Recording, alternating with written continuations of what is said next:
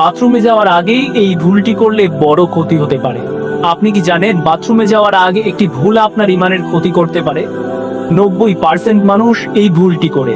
আমরা প্রতিদিন বহুবার বাথরুমে যাই, কিন্তু যাওয়ার আগে একটি গুরুত্বপূর্ণ সুন্নত আমরা ভুলে যাই। রাসূল বলেছেন বাথরুম হলো শয়তানের থাকার স্থান। দোয়া না পড়ে প্রবেশ করলে শয়তানের কুপ্রভাবের আশঙ্কা থাকে। তাই বাথরুমে যাওয়ার আগে এই দোয়াটি অবশ্যই পড়বেন, বিসমিল্লাহি আল্লাহুম্মা ইন্নী আউযু বিকা মিনাল খুবুসি ওয়াল খাবাইজ।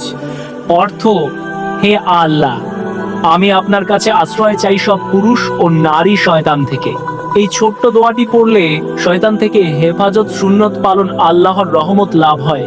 কখনোই দোয়া ছাড়া বাথরুমে প্রবেশ করবেন না। আজ থেকেই আমল শুরু করুন। ভিডিওটি উপকারী মনে হলে চ্যানেলটি সাবস্ক্রাইব করে একটি শেয়ার করুন। হতে পারে আপনার শেয়ারই কারণ নেকির কারণ।